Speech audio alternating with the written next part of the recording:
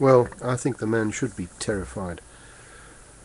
What he's done to the British people through his lies and deception, along with his buddy Blair, who twice at the dispatch box told the Parliament in answer to questions. The first question was, Mr. Blair, will we have a referendum? And he said yes. The next question, a minute or two later, from the opposition bench was, Mr. Blair, just to get this clear, if every nation in Europe turns down the constitution, will we still get a referendum? And his answer was yes. And that was before the election. That's why he said it. Because every time the subject was brought up, they kept on saying, oh, well, we're going to discuss that in the referendum. Let's talk about the bread and butter issues. But now, straight after the election, of course, he welched on the deal. And so today, we stand here being part of a European Union that at least 75% of the British people want no part of. 75%. You know, I was living in another country and I watched the same thing happen. The lies and the deceit that was going on. And in this country, it's ridiculous. You know, I mean, he has brought himself to such a low ebb in this country. We can't wait to get rid of him. You know, and we should do, because he is a very sad case. He has brought Parliament down to a low ebb. I mean, just think about it. We're having a European election, and they managed to break into and open up this scandal about expenses. Of course it's a scandal, but it was done right on the election, and I think they thought it would die out after it, because they took the pressure off. But it's rumbled on, of course. But in that election, people were saying we don't know what we're voting about, because all the press was completely tied up with the election, with the expenses scandal. And people didn't know what they were voting for in the election. And, you know, to me it's absolutely disgusting where we've got to. The corruption in Parliament. I mean, how can you have a British Parliament that is paying 40 million a day into the EU coffers, 14 billion a year, and according to the EU auditors, that's their own auditors, they are telling us that up to 95% of that money is missing. That's not me. I'm just reporting what they're saying. And that's been going on for 14 years, and I haven't seen the 15th year come out yet. But that's for 14 years, that's 196 billion. And of that 196 billion, they say up to 95% is unaccounted for. That's the wording, unaccounted for. And I say it's / missing, and then ... may be stolen.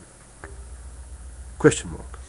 And, you know, not one, not Cameron, not Clegg, Liverpool, have said anything about it. They're so pro-Europe. They've been determined to get us in to this nightmare. Where the thing we've got for all this lot is 200,000 enslaving laws that we didn't want. Now, when you've got such corruption in Parliament, it should be cleared. It was cleared before by a man called Oliver Cromwell, much maligned. Now, I'm a monarchist, but I'm just saying, I'm going to read this here because this is what he said. He said, "It is high time for me to put an end to your sitting in this place, which you have dishonoured by your contempt of all virtue." And when you say virtue, contempt for our democracy, contempt for our laws, our traditions, by bringing in millions of people, killing millions of babies with abortion. Millions! The figure is over 5 million. And then saying we've got to bring people in to make it up. I mean, a lot of those kids today, after 20 years, would be adults now producing for this country. Instead of that, we brought every strange bird in. And defiled by your practice of every vice.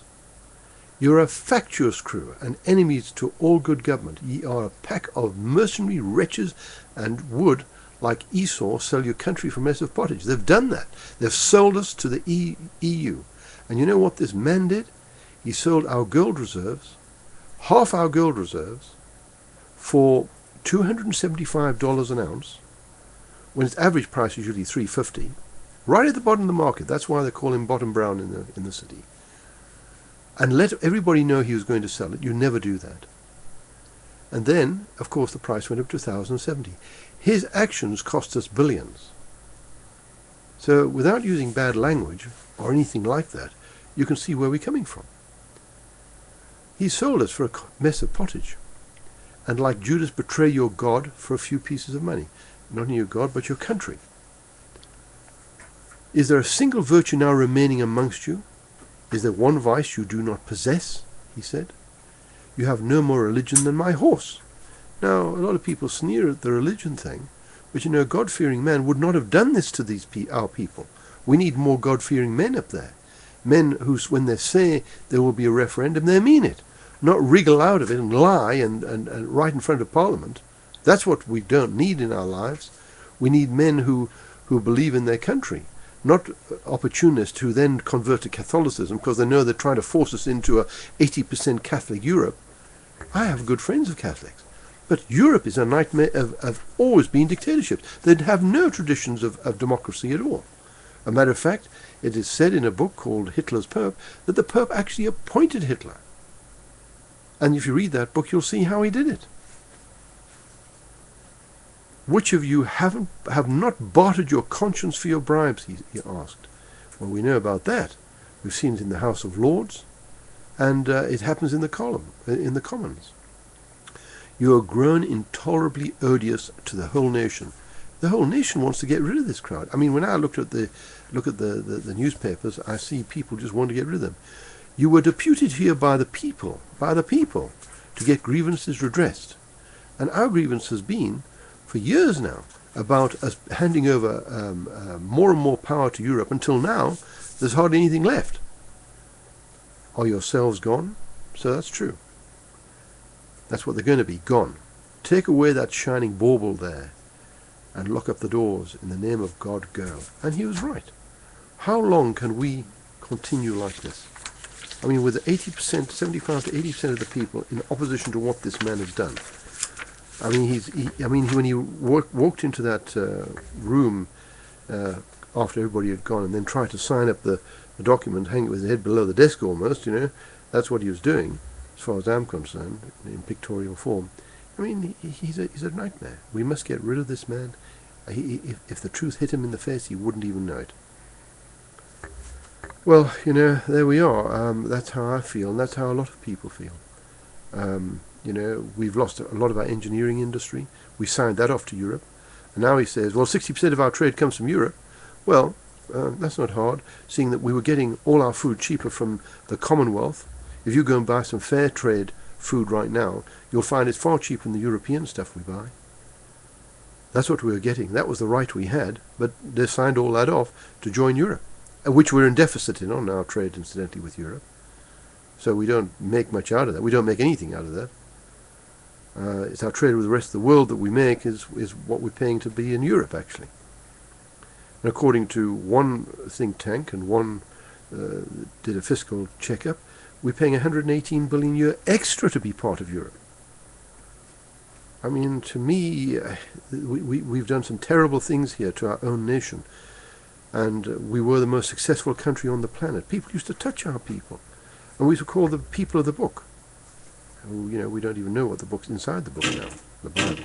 That's what they're called, the people of the book. So today, here we are. We're at the crossroads to disaster. And this man seems to think he's done something good. Now banking industry is also under threat, and now Europe's sticking their oar into that, who know nothing about banking and how to run it.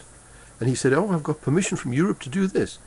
What a shame, what a disaster. How ashamed I felt to think that our Prime Minister's got to go and ask another power to do something. How disgusting. Absolutely disgusting. I'm signing off now, and I hope that you people, when the election comes, think about this. Avoid voting the Lib Lab Con into the huge majority they're being. Cut them down to a smaller group, and vote for independence. Vote for UKIP. Vote for even the BNP. I'd hate to see come to power, but get them in, because they've done nothing wrong, actually. They haven't done all this. They haven't destroyed our economy. They haven't been asleep at the switch while all this has been going on. Thank you very much for listening.